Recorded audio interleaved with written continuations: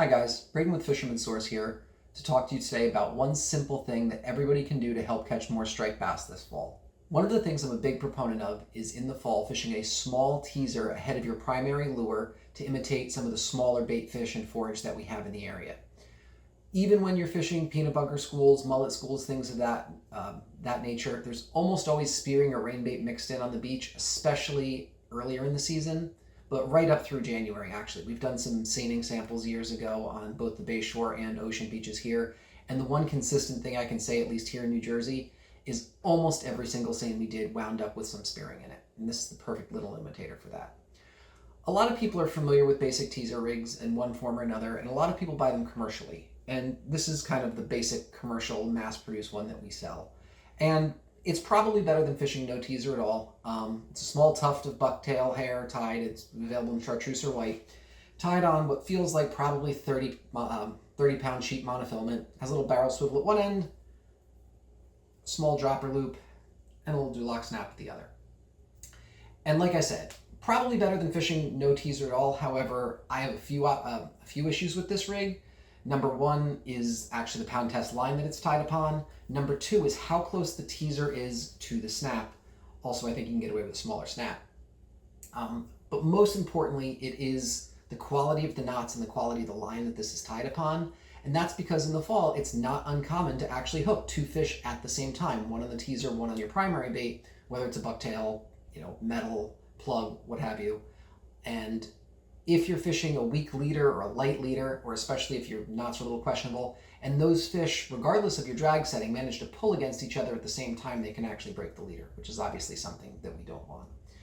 When I'm fishing a teaser rig, specifically for targeting striped bass, I'm going to fish at least 40-pound fluoro or mono.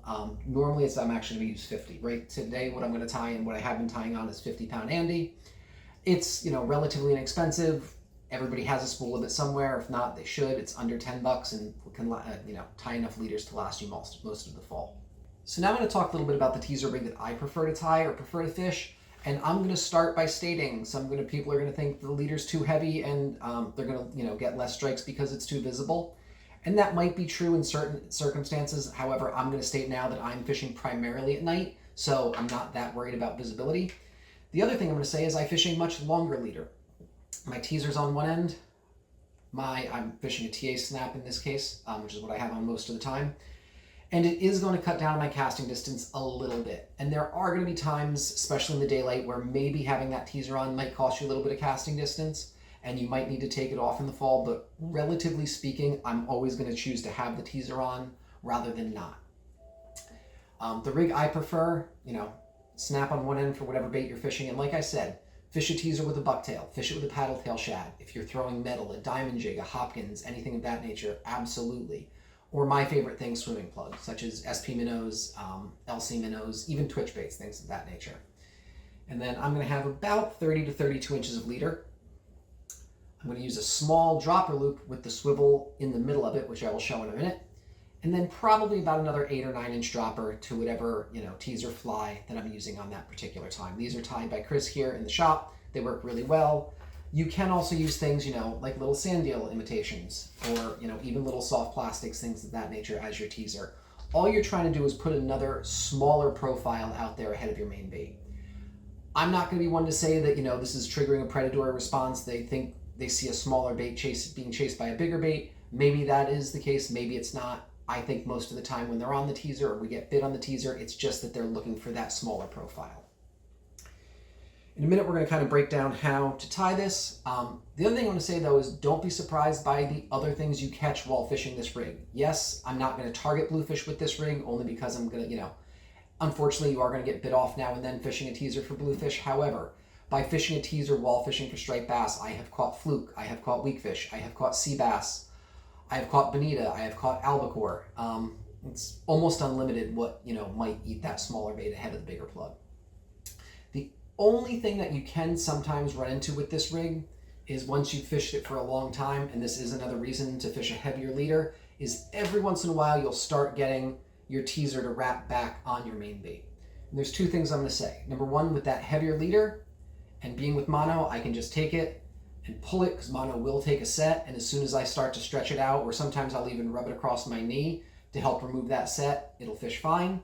The other thing is if the surf's really big and I'm getting wrapped around a lot, rather than a standard weightless teaser, I might go to something like a small clouser fly that actually has some weight to it, and that weight will actually help hold it out away from my main leader as I fish it, even though, you know, it will still trail, but it'll trail lower in the water column. All right, so now we're going to show you guys exactly how I like to tie my teaser rig.